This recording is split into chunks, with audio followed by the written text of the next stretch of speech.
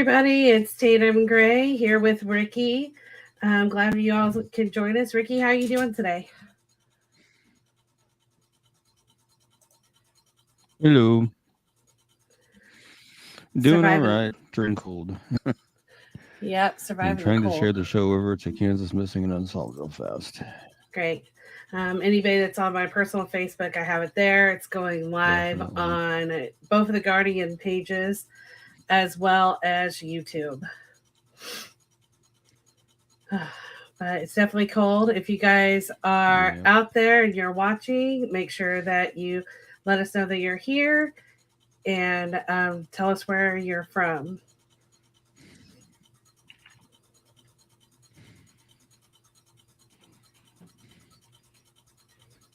I'm sharing it over to Kansas Missing and Unsolved as we speak. Great. Here we go. Here we go. All right. It's definitely cold outside. I'm ready for this cold snap to be over. Definitely. Just too cold. I didn't even go to work today because it was just too cold to even try. Yeah. My son Here just we got go. home from work, so. That and my car heater isn't working on my car, so it would have been a very, very cold drive to work. And the girl that runs People Don't Just Vanish is saying hello from San Diego, California. How are you doing out Hello. there? I know you've been busy. Yeah, I can actually see her instead of it just being Facebook user. Yeah, definitely. So weird. All right. I know we have a lot of cases to cover. I told you guys that I'm trying to cover all these cases that are going on in Memphis, Tennessee. I have not got to the adults yet because I've been really busy with all the juveniles. Oh man. Um, I will be sharing. Did you Ricky share showed that? me. I haven't yet. Yeah, I sent her a video from a newscast in Memphis earlier today, and it said that so far this year in Memphis, they've had 938 missing persons reports. I can't remember the adult numbers, but there's still like 68, 69 missing juveniles in Memphis right now. Yeah. I have talked to Memphis law enforcement. They're definitely grateful for anybody that will help share those flyers. And that I'm out making flyers and stuff. So they are really trying to locate all these individuals. So we'll go ahead and get started. One more comment here. She says, I'm doing all right. Busy like always. Yep. You are really great about getting flyers and stuff out. So I know families really appreciate all the hard work. She does flyers both in English and Spanish, which is really great for a lot of our cases that we do have. So tonight we're going to start out with Abby Rain Schaefer. We do share her on every podcast for the family. I do work on that case with the family and law enforcement. So I am going to share because we do have a little bit of an update on her, something that's going on next week with her. So we'll go ahead and get started with Abby. All right. Give me one second. Hey, Ellen Dodson, how are you doing? Hi, Ellen. Thanks for coming out and joining the show. All right. Abby Rain Schaefer. She went missing from Kansas City, Missouri in May 23rd of 2020. She was 22 at the time of her disappearance. She just turned 23 this month. She was 5'2", 120 pounds. She has brown hair and brown eyes. Abby does have multiple tattoos, as you can see. That is attached. This is her latest flyer that we do have out on her. She went missing around 12:40 p.m. on the 23rd when she got into an unknown gray car with an unknown male, which is seen in that picture. Law enforcement has located that vehicle and have released that they have found the vehicle, but they are not giving out any information as to the individual who was driving that car. Abby also had her cat with her at the time of her disappearance. When you can see in that picture of her walking back in, she was actually at that time going to get her cat. Her cat has since been located and returned to family.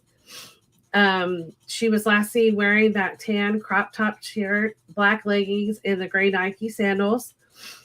She was last seen at her personal family residence, which is right there on that video surveillance. She was taken to an address on South Kansas City, Missouri, where she was observed entering the address, but she never exited. If you have any information regarding Abby's disappearance or you know her whereabouts, please call the Kansas City, Missouri Police Department. Their sex crime unit and missing persons unit is the same. That phone number is 816-234-5220. You can reference that case number at KC 22035-898. And she's also out on NamUs at MP 94235. One thing that is new with Abby, there will be a candlelight vigil for Abby on Wednesday, December 28th at the Pavilion at the Macklin Park in North Kansas City. It is at 6 p.m. Family and loved ones would love for people to show up. Whoever wants to come, they do not have to bring anything. They just want to make sure that you're warm because it is cold up there in Kansas City. They would appreciate anybody sharing that post. That post is out on Abby's 2 pages that she has, which is Abby Rain Schaefer Missing. Go out there, and I know the family would love to see support. I know she has a lot of followers. I think her one page has 800 followers. So people have been really watching her case, working on trying to get more media coverage, but I know she's everywhere on social media. So that's the biggest thing. We are going to do that candle vigil. We do have some other things that are going to be coming up, but I cannot release those details at this moment. But I know law enforcement is very active on our case. They will run any lead down that they get. So if you know something, we know there are people out there that know something, but they're not talking about what they do know. So anybody that has been supporting her case, I know her family is very appreciative about that, but she's been gone now over 6 months. So it's time to get her located and back. So who did you say was doing the People Just Don't Vanish advocacy? Who was that? I know she's going to kill me. I think her name's Teresa, maybe. Well, I just wanted to say that I just went on my phone. I just followed People Just Don't Vanish. I'm following it now. Yeah. She does really great posters that are both in English. She does in English and then she does in Spanish. So she does a really great job getting cases out there. And she does cases even with some of the unidentifieds like you have done before to try to help get some of those people confirmed of who they are. So she does do a great job. Very appreciative. All right. So I talked to you guys about Tennessee. I'm not for sure how many flyers I have done for them, but it's quite a few. So this is Davis Griffin. He is missing from Memphis, Tennessee. He is 17 years old. He is 5'9", 165 pounds. He has brown hair and hazel eyes. Davis was last seen in the area of the 4600 block of Edgemont Avenue in Memphis, Tennessee, and was wearing a white hoodie and sweatpants. If you have any information regarding Davis's disappearance or you know his whereabouts, please call the Memphis, Tennessee Department Missing Persons Bureau at 901-636-4779. Their case number is 2212-007755ME. Also, if you call any type of law enforcement, that he is in the NCIC, which is their national database. That is M66712-4679. Yep, National NCIC is the National Crime Information Center, and they do have a missing person section within NCIC. So, yeah, definitely a good. If you're an attempt to locate, that does not hit the NCIC. It has to be an actual missing. It'll hit NCIC because that's National Crime Information. That's accessible by any law enforcement agency across the country. But I was told that the attempt to locate won't go in there, but if a missing persons report will, that the attempt to locate stay in that local. But Okay. NCIC, that's why we push for everybody to get the missing persons reports. Right. Which we know is an obstacle sometimes for some people because Yeah. law enforcement sometimes will hesitate to do it or balk to do it or whatever. But yeah, push for it.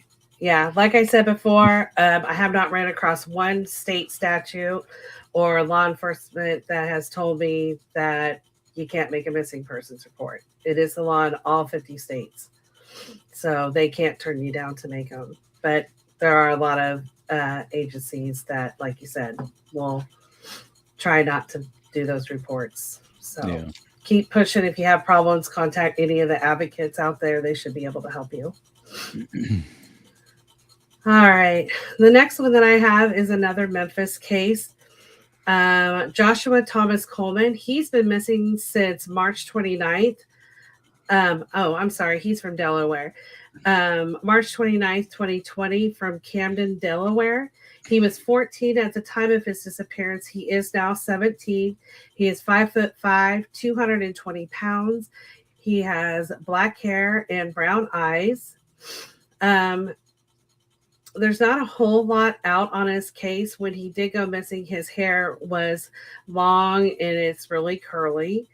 If you have any information regarding Joshua's disappearance or know his whereabouts, please call the Camden, Delaware Police Department at 302-698-9232.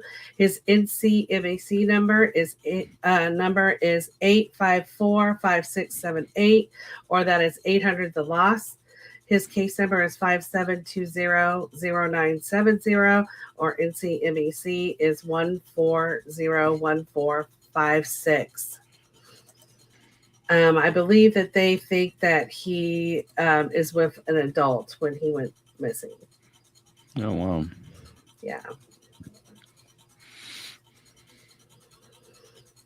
All right. Another case that we showcase every week. I do have some further information that the family would like me to share on her case. Is Melissa Ann Trumpy. She is missing from Shannon, Illinois since October 26th of 2021. At the time of her disappearance, she was 37. She is now 38. 5'10", 163 pounds, blonde hair and blue eyes. She does have several piercings on her nose, upper lip, 3 studs in her right cheek and 4 in her left cheek. She does have multiple tattoos. She has a heart in the middle of her chest and swallow birds that come up to her shoulder. Her left thigh with a skull and multiple tattoos that are covering the rest of her leg. Her arm with lotus flowers and a koi fish. And her back with footprints with the names and dates on them. She had been in Moreau, Wisconsin. Here's some of the extra information. She was at her boyfriend's mother's home in Moreau, Wisconsin, and she was to be traveling back to Shannon, Illinois with her boyfriend. She was last seen wearing a black Michael Kors jacket with unknown colored shirt underneath, blue jeans that had holes, and unknown colored shoes. She was believed to be driving back with her boyfriend, who was the last person besides his mother to see her, driving in her silver Toyota Tundra, which was located the next day, abandoned on Bolton Road in Stevenson County, Illinois. All of Melissa's belongings were still in the car. Melissa has not been seen or heard from since, and it was very out of the ordinary for her not to have contact with her loved ones or not to be with her children. Foul play is suspected. One of the main suspects is her boyfriend, who is currently incarcerated, but they have gotten his bond lowered to $25,000. There was a petition that was out to be signed for people to try to keep him incarcerated because he has a history of abuse, not only with Melissa, but with other women. And if you have any information regarding Melissa's disappearance or know her whereabouts, please call the Greene County, Illinois Sheriff at 608-328-9400 or Greene County, Illinois Crime Stoppers 800-422-7463 or the Carroll County, Illinois Sheriff at 244-2635. Her case numbers are G21-08630, 21-000-15341. And also she is on NamUs MP85898. Some of the concern that they have is the fact that her last location was there at the residence of her boyfriend's mother's house. And since her disappearance, they have all lawyered up, and they are not, from what I understand, cooperating with law enforcement at all. And the boyfriend does have several legal things going on that he seems to just not be held accountable for. So they are very concerned about her well-being and keeping him locked up. Wow. So she does have a Facebook page if you want to follow more about her story. Bring Melissa Trumpy home. Also, we are looking at trying to do more of an individual podcast with family on her case, because they are trying to get her case out more in media. Wow. Yeah. Hopefully they get that going. Yeah. So, yeah, I've kind of read some of his background, the boyfriend and stuff. And, his father was murdered in a hit and run out on the same road they found her vehicle. And that's creepy in itself. From what I understand is he could have ties to that as well. Wow. There's a lot with her case. So foul play is definitely suspected in her case. But the holidays are real hard. Oh, I can imagine. So, all right. Going on to our next Tennessee case is Jocelyn Coleman. I can't even say it's Josiah. Josiah Coleman. He is missing from Memphis, Tennessee, December 13th of this year. He's 15 years old, 5'10", 135 pounds, black hair and brown eyes. He, at the time of his disappearance, his hair had a fake cut in it. He was wearing a black bubble coat, black and gray hoodie, gray sweatpants, and red sneakers. He had walked away in the area of the 800 block of Manassas in Memphis, Tennessee. If you have any information regarding Johanna's disappearance or you know his whereabouts, please call the Memphis, Tennessee Police Department's Missing Persons Bureau at 901-636-4479. His case number is 2212-006235-ME. He also is in the NCIC M747-126-883. One thing I will say about Memphis Police Department is they always give out the NCIC number and the police report on their Facebooks and stuff. And I wish more law enforcement would do that. Yeah, definitely. Because I know when you don't have those numbers, it makes it real hard for someone to really locate their cases. Right. So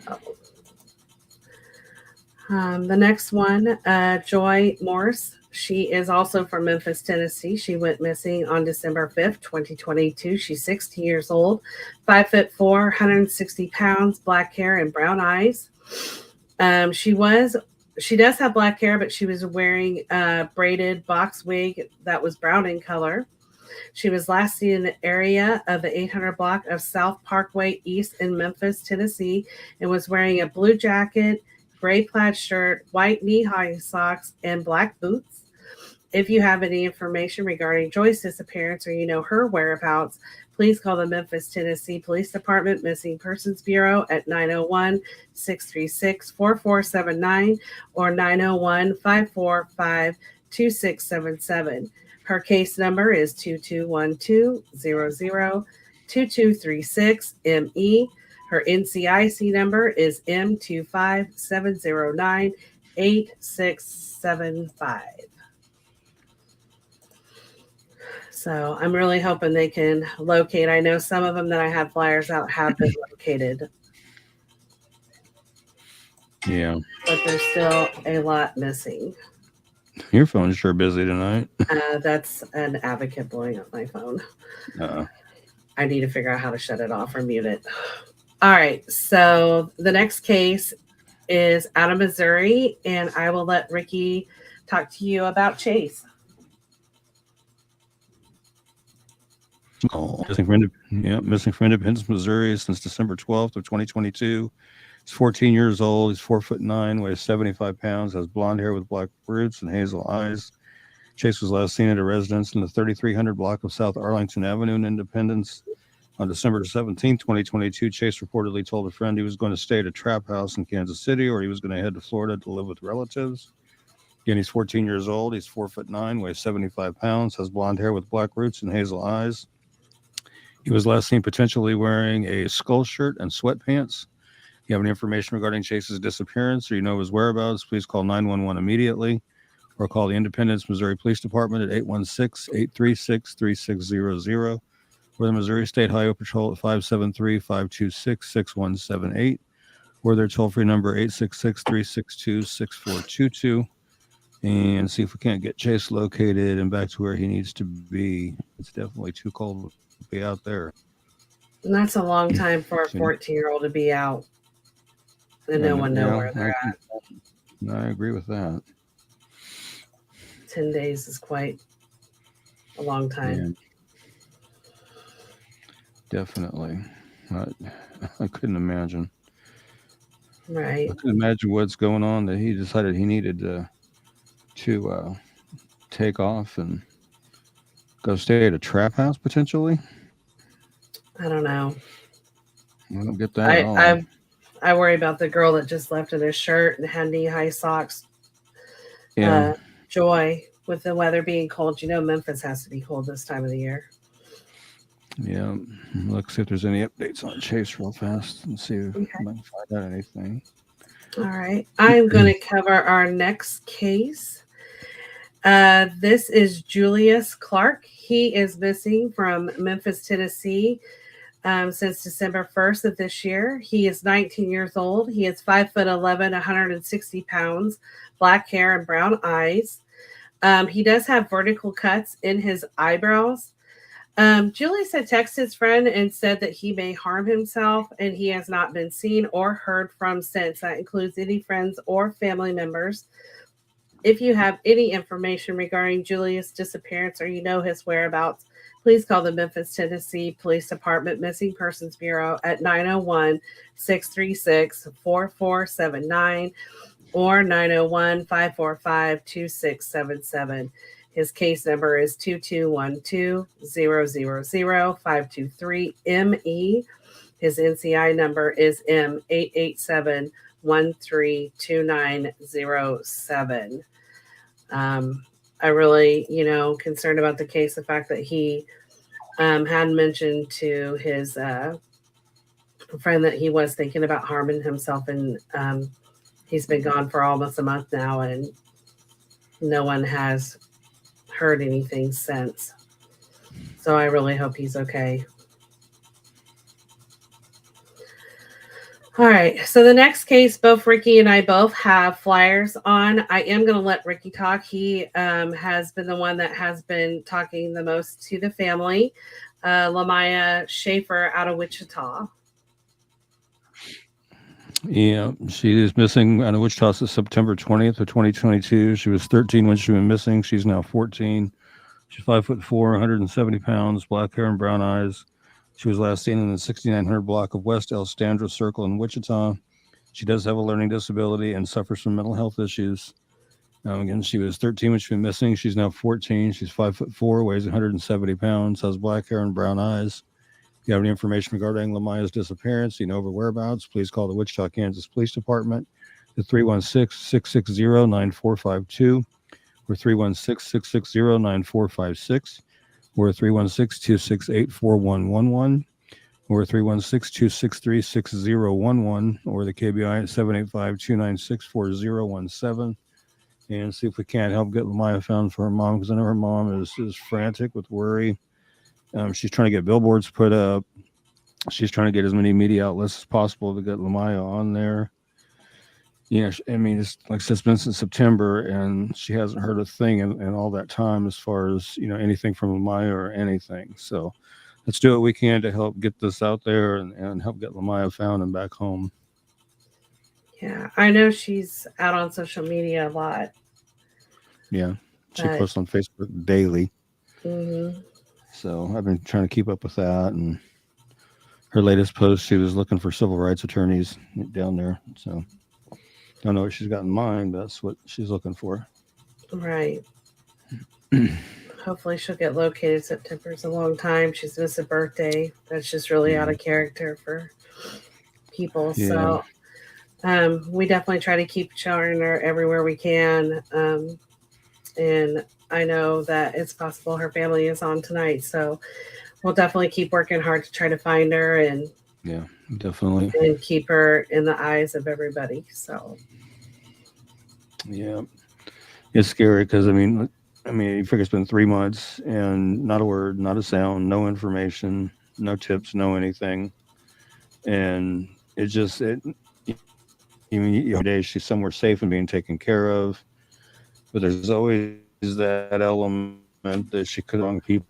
She's in a bad situation. You just never know which way it's going to go, but right. she's Um, found back. I know that me and some other advocates, along with Ricky, we've shared her not only in the state of Kansas, um, she's all over the nation. I would hate that she has left the state, but that is something that us as advocates know is definitely a possibility. And so we do try to keep her shared throughout the whole 50 states because we all know that it doesn't take much to get someone out of a town or a state.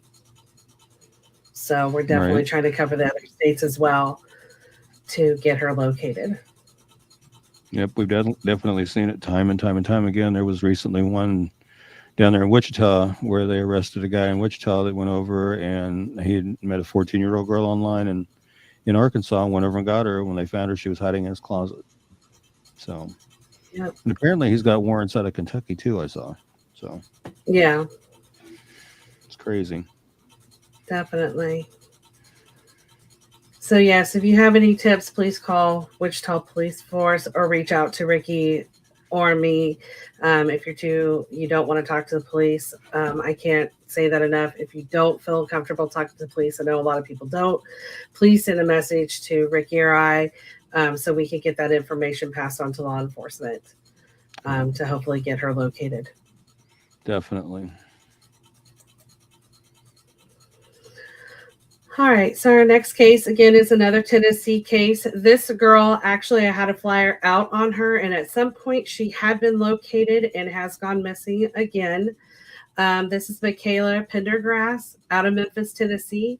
She went missing again on December 20th of 2022. She is 15 years old, 5'3", 125 pounds. She has black hair and brown eyes. When I updated this time, she is missing out of the area of the 1600 block of Foster Avenue in Memphis, Tennessee, leaving a friend's house. She was getting into an unknown white SUV. She has not been seen or heard from since. Michaela is a ward of the Shelby County DCS and is known to be extremely combative. So do not approach her. If you see her, please call 911 or the Memphis, Tennessee Police Department at 910-636-4479 or 901-545-2677. Her case number is 22-1209-000-ME. NCIC is MOO or 0070152575. The last time that she did go missing, I know that she got into a blue SUV. So I'm not sure that it's the same situation that she was in before. But yeah, they did update that she does become extremely combative. So I would not approach her. If you see her, I would immediately call 911 Definitely. and get her reported. and hopefully we can get her back and located and safe. One thing, I always say with some of these kids that continually leave their residence or leave where they're at and continue to get reports, I do not like to use the word runaway. I will never use the word runaway on my flyers because you never know what the case may be. But I just feel like someone needs to get to the bottom of why some of these kids are not staying put. Like what is going on in their life. And it's not always meaning there's something going on in their home. I cannot stress that a lot. It could be something outside of the home and maybe they're embarrassed to say something, or they're fearful to tell their loved ones because they've been threatened. And they feel maybe the safe thing for their family is to not be at home. But they need to figure out what is really going on with some of these cases where these juveniles are leaving. Right. Yeah. If I can expound on the runaway thing there a little bit. I don't like to use the word runaway either, but on some of my flyers, I do use missing, endangered, runaway.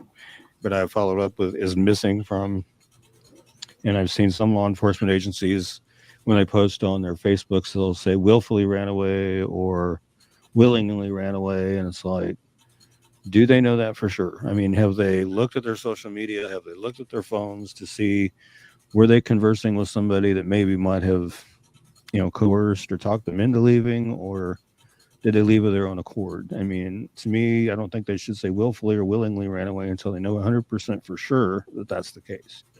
Because even run away or not, like I say, it could have been coerced or talked into, or could not be. I mean, it's just hard to say. So it needs to me, it needs to be investigated from the back end and work toward runaway instead of just automatically assuming runaway. Right. And maybe the first time, like you said, maybe the first time they went on their own accord. That does not mean the second time they did. And we all know that once you leave the safety of your home or where you're at that is safe, this world is a crazy place. Yeah. Not only for the young, but even for us as adults. We never know if our child walks right down the street, someone won't pick him up. And that is why, I don't like when they're like repeat runaway, that's something I just don't like to share. Like, yes, this girl has went missing twice that I know of, that I've covered. But sharing their flyers are important. Yeah. And Memphis, definitely there's something going on in Memphis. That's crazy. Yeah. And I know law enforcement wants any help they can get to help get their stories out. And I will say they do post on social media about their missing. And I think that's great that they do. I wish, more law enforcement would do that as well. I know Kansas City, Missouri likes to post a lot on their social media. Yeah, they do a lot of missing on theirs. Wichita, they do. I'd like to see it, increase more. Yeah. Like to see more of that. I would even like to see it out of my own hometown, honestly. Yeah. They don't. They really don't. I can look on KBI and see who they have missing in Saline County and go, oh, I hadn't heard of that one. Oh, I hadn't heard of that one. Yeah. Because they never put anything out. And that's sad. And they never update on the cases that have been going on for a while. They never put out any updates saying, hey, it's been X amount of months or years since this person went missing. We're still needing information. Still call us, but they don't even do that. Right. And I know working with the Kansas City police, they are actually pushing more and taking reports of the missing and stuff like that. So I know they are doing a lot of training and stuff like that to get all their officers to know that they have to take those reports and we have to get this information out. And they said the advocates and families that have really pushed about the seriousness about people that are missing and getting that information is what helps the detectives and stuff get people located. Yeah. So it's kind of like what we touched on last week about the importance of reporting people missing right away.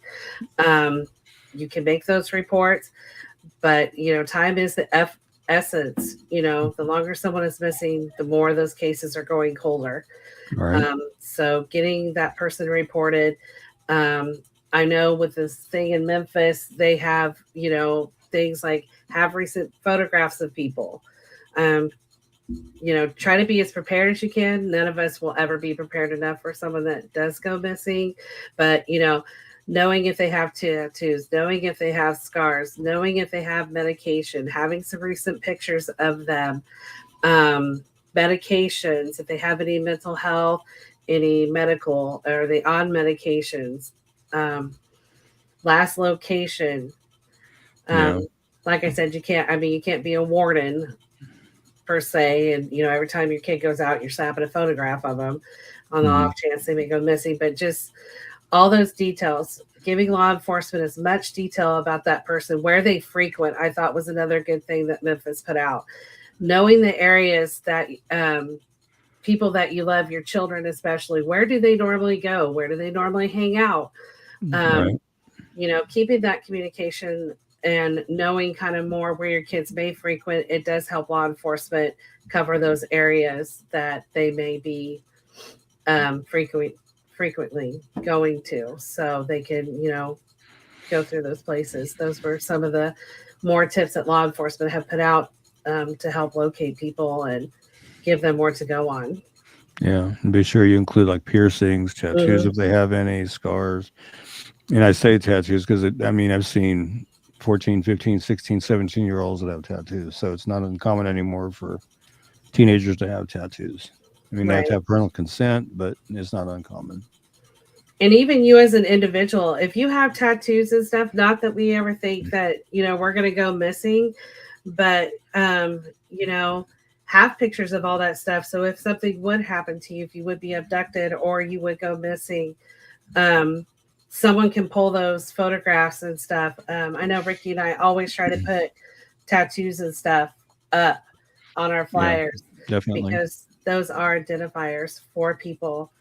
And a lot of these unidentified is trying to get people identified by their tattoos, and their piercings and stuff. So just some more resources for you guys to think about. It's definitely not what we want to think about at all, but the reality is our world is getting very scary out there.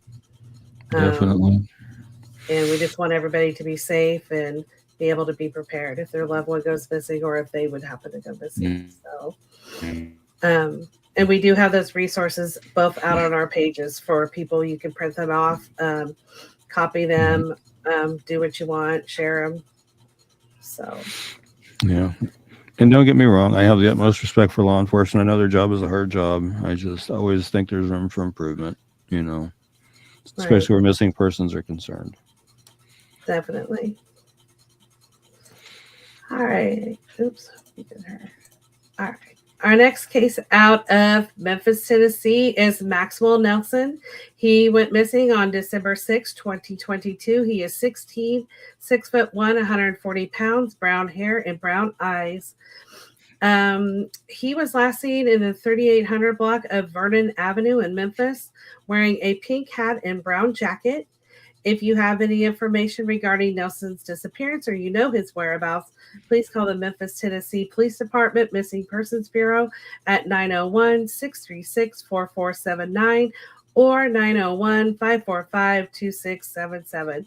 His case number is 2212-002376 ME. His NCIC number is M537149061.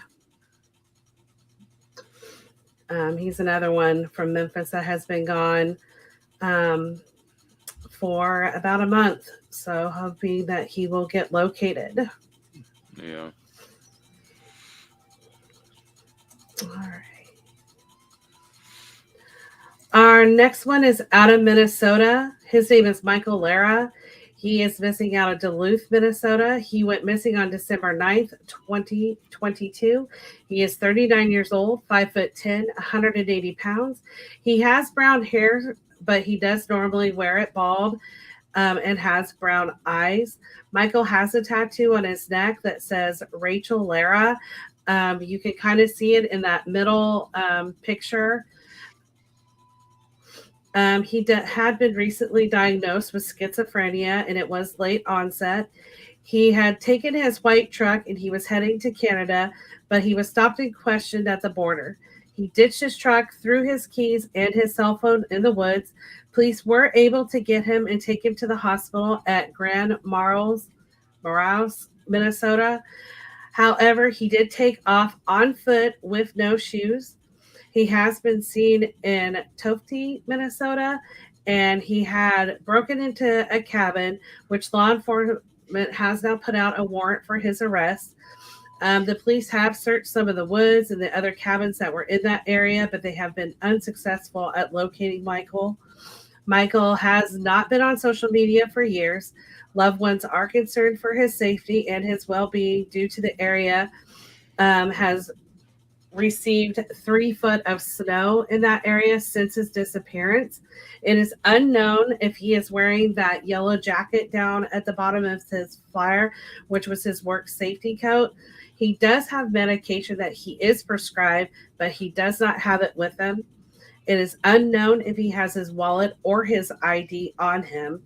If you have any information regarding Michael's disappearance or you know his whereabouts, please call 911 or St. Louis, Minnesota Sheriff at 218-730-5400 or the Cook County, Minnesota Sheriff at 218-387-3030.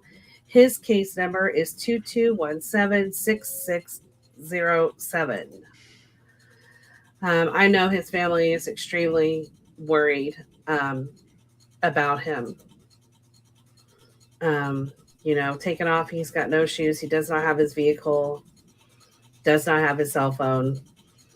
Law enforcement did put that warrant out for him, which does give a little extra if someone does come across him for him to be located. But as of right now, there has not been any further information on him. But they are still actively looking for him. Okay. Our next case is a little older case out of Missouri. Mitchell Hamilton, he is missing out of Kansas City, Missouri. He went missing on January 2nd, 1996. He was 37 years old at the time of his disappearance. He is now 64. He's between 5'6" and 5'8", 160 to 200 pounds, brown hair and green eyes. He was last seen leaving his residence in the vicinity of Gladstone Boulevard and St. John Avenue in Kansas City, Missouri. He was wearing a red Chiefs jacket and blue jeans. If you have any information regarding Mitchell's disappearance or you know his whereabouts, you can call the Kansas City, Missouri Police Department at 816-234-5136 or the Missouri State Highway Patrol Persons Clearinghouse at 866-362-6422. His case number is 96-011552. He is in the NamUs database at MP241. There's not a whole lot out there about Mitchell, and he's been gone, since 1996. So I'm hoping by sharing this flyer that someone might have some information on his disappearance. Yeah, I did a flyer for him a while back. I'll have to see if I need to update it. Yeah, let me know, and we'll just get them both going again. Okay. All right, the next case is out of Wichita, and I'm going to let Ricky talk about Cassandra. Okay. Yeah, she's missing from Wichita, Kansas since December 6th of 2022. She's 37, 5'6", 165 pounds, black hair, brown eye.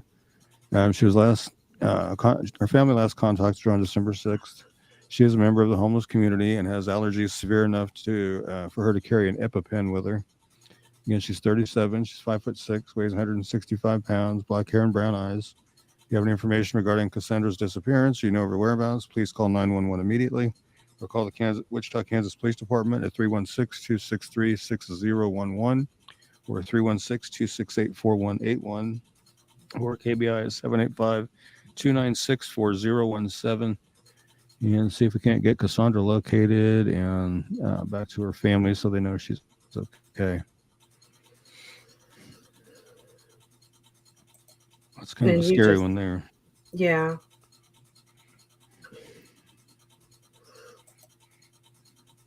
All They right. did not allude to the kind of allergies or anything, but just severe enough where she carries an EpiPen with her. Right. All right. The next case is out of Texas. Richard Carroll Holiday. He is missing out of Fort Bliss, Texas on July 23rd, 2020. He was 21 at the time of his disappearance. He is now 23 years old. He was 5'11", 185 pounds, brown hair, and hazel eyes. Richard was last seen in his barracks. There have been multiple searches by his family, military, and volunteers in the Fort Bliss, El Paso, Juarez, and Franklin Mountains. Foul play is suspected in his disappearance. There's a $150,000 reward for credible information that's leading to finding Richard.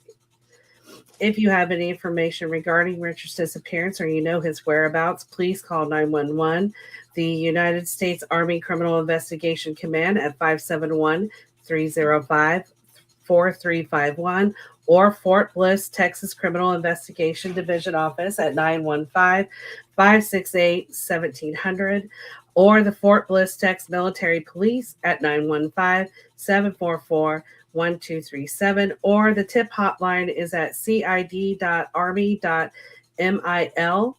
His case number is 00533-2020-CID 014. He is in NamUs MP 73211. I've been trying to do a lot of reading on his case and stuff. There's been a lot of people that have not been truthful about his disappearance. He does have a Facebook that has a lot of video and stuff, where it looks like people have been hiding the fact that he is still missing. There was someone that had said they knew what he was wearing at the time he disappeared and has come back, and that was proven to be false. So they've not had a lot of cooperation. A lot of misinformation has been given out, and I know that his loved ones are desperate for any help to help find him and get him located. I know there has been several military individuals that have went missing around Fort Hood, Fort Bliss area, but so far they have not came up with anything much on him. So that was a request for me to do a flyer for him and help that family get more coverage on him. But they do keep his site pretty active, so I'm hoping that the family will get something on him. All right. The next case, another older case out of Arkansas, Matthew Wade Crocker. He is missing out of Van Buren, Arkansas on June 9th, 1983. He was 4 months at the time of his disappearance. He is now 39 years old. There is a couple age progressions up on him that I have put out on his flyer. Matthew was allegedly abducted from his home by an unknown female, which there is a sketch down there at the bottom of his flyer, when he was 4 months. He does have a concave chest at the time of his disappearance. The suspect was a white female who may have worked in a carnival.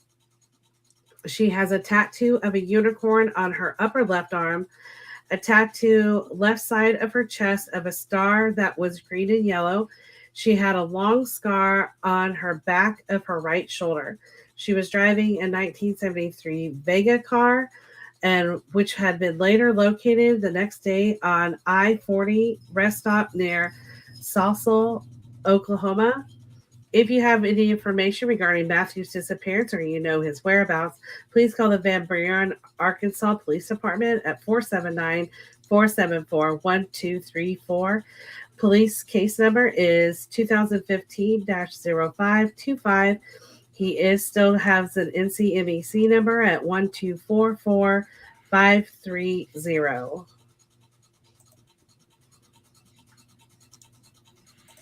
And I haven't Wow, found. that's one of those cases where he may not even realize he's missing.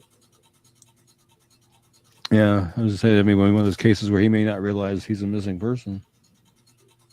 Right. So hopefully someone out there knows something. I've seen cases.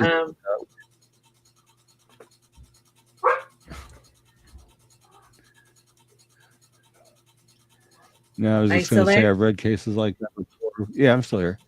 I just to say I've read cases like that before where somebody's discovered they were a missing person because they've seen like a picture of a flyer of themselves and started digging in and found out that they were actually that missing person. Yeah, they located, I can't remember where that lady was from. It's been 40 some years, and they found out she was missing, or it might have been, and I think they found a boy that was like that. He had no idea that he was missing, that his dad had taken him. And the mom had been looking for him all this time, and something came about that they figured out that he had been missing and had been abducted by his father. Yeah.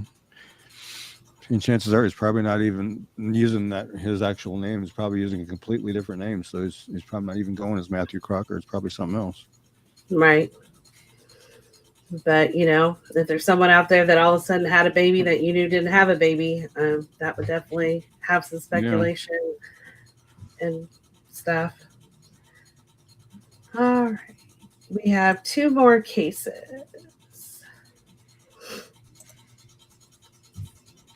Shakara Hardy. She is missing out of Billings, Montana. She went missing on July 23rd, 2018. She was 19 at the time of her disappearance. She is now 23. She was 5'4", 125 pounds, black hair, brown eyes. Shakara belongs to the Northern Cheyenne tribe of Northern Cheyenne Indian Reservation. If you have any information regarding Shakara disappearance or you know her whereabouts, please call the Yellowstone County, Montana Sheriff's Department at 406-256-2929. Case number is 18-720-473.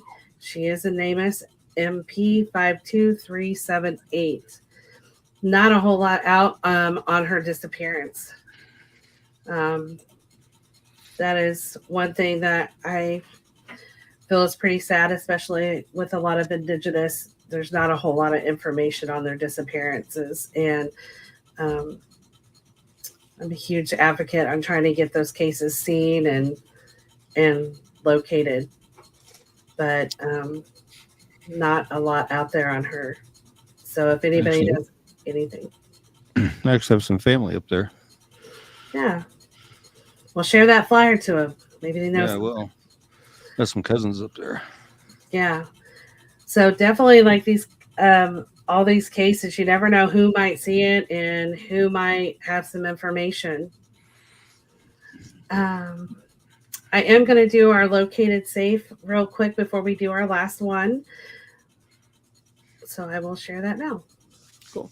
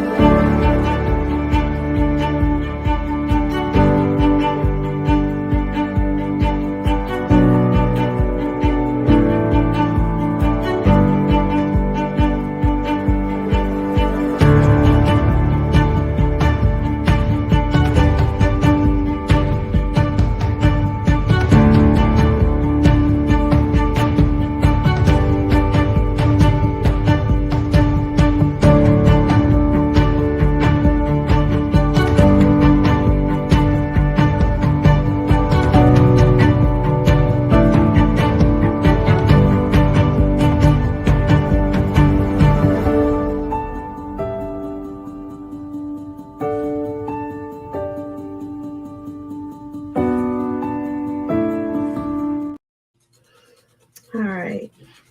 I So, always yeah. like those reels. Yeah, definitely. I was happy to see Brandon and Felicia had been found and located. They were the ones that we had shared out the week prior that had left the voice message to Brandon's mom that someone had been um, following them or after them, and if they had never saw him again, that he just wanted his mom to know that he loved him, and they had been located and were okay. So that was definitely a really happy one because they were not in a good situation, it sounded like. So it was good to see that they were located. All right. In our last case of the evening, another case out of Memphis, Tennessee, Tanya Conley. She went missing on July 2nd of 2020. At the time of her disappearance, she was 27 years old. She is now 30, 5'4", 114 pounds, black hair and brown eyes.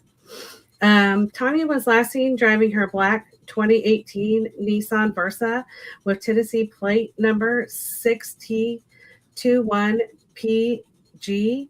She had went to visit a relative in the 200 block of Spoon Hill Drive in Memphis, Tennessee. She did not report to work the next day, which was very out of her character to not be at work. Tanya has had no contact with loved ones since.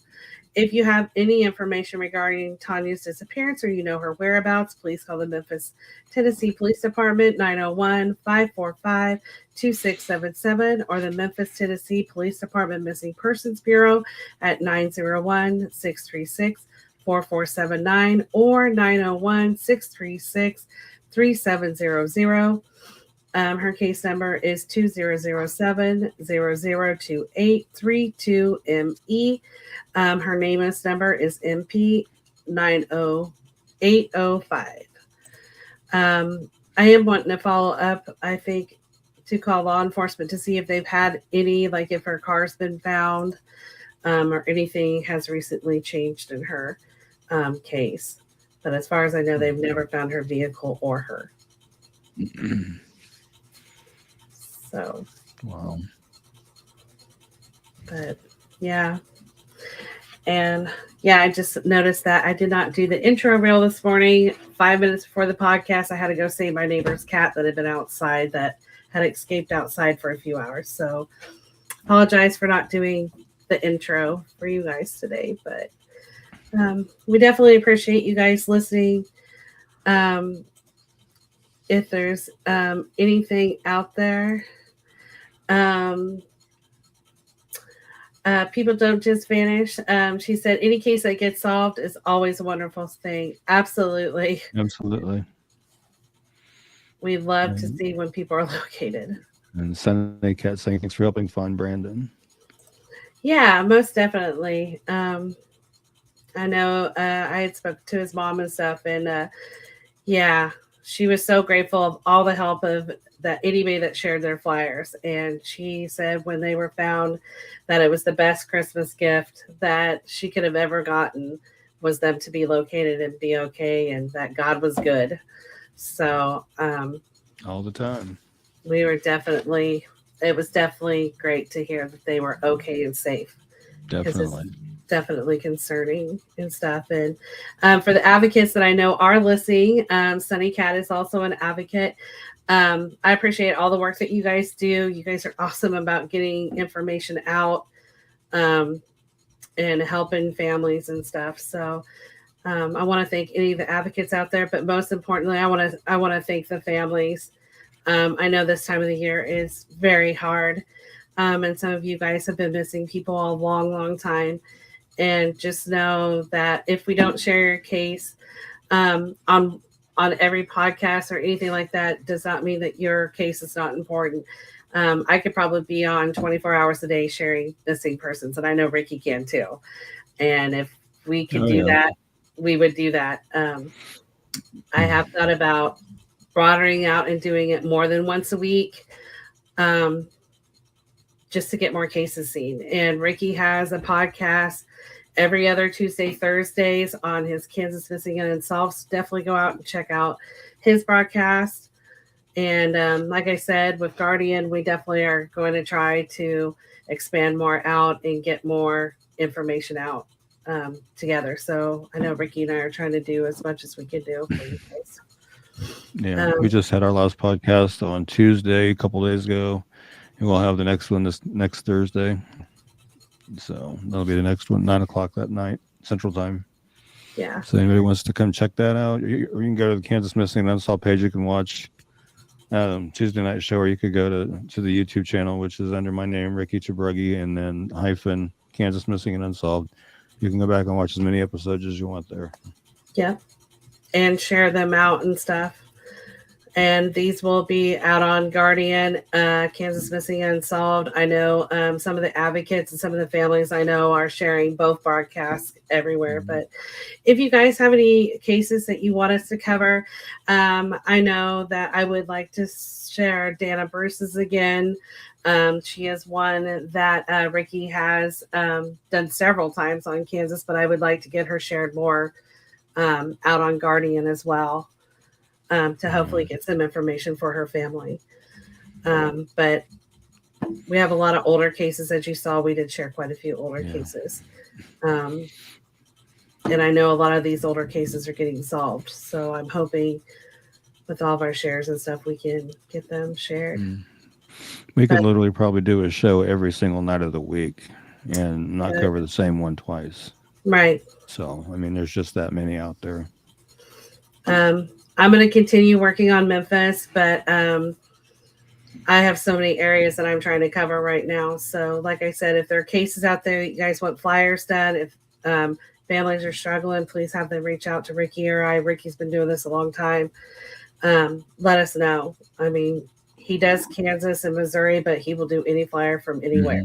I just finished one from California right before the show that I want to get posted in a little bit. It's a case from 1976. So I want to get it out there. Right.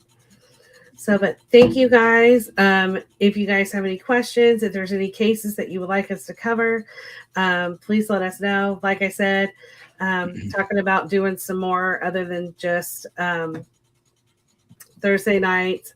I don't know if Wednesday nights are a little bit better, maybe doing a podcast on Wednesday nights, if that would work better for people or whatever, but just let us know any feedback. And thank you guys so much for being here. And I wish everybody a Merry Christmas, and I'm definitely keeping everybody in my prayers. Hopefully people can get located. So I'm going to have Merry Christmas. Ricky, if you want to do the prayer as we close out for the night. Sure. Heavenly Father, thank you for bringing us together tonight to cover these cases and hopefully get some people brought home and out of the cold tonight. It's just too cold for these folks to be out there. So, get these flyers to the right folks, so they can do the right thing and call these tips in and get these people found back to where they need to be. And until we see each other next week, everybody stay safe, stay warm. God bless. Amen. Amen. Thank you guys. And Sunny Cat says, Merry Christmas, Tatum and Ricky. Same to you. Merry Christmas, Sunny and Cat. Thank you. I appreciate it. I won't tell them what your real name is, even though I know it. But thank you very much, and keep on going. I know I will tell you this, Sunny Cat is expanding out to Canada. Oh, wow. Yeah, she's wrestling me into. There's some interesting cases up there, let me tell you. Yes, there is. So hopefully, just to let you know, we'll try to share more on that on another podcast. But thank you guys. Merry Christmas. And we will see you guys next week.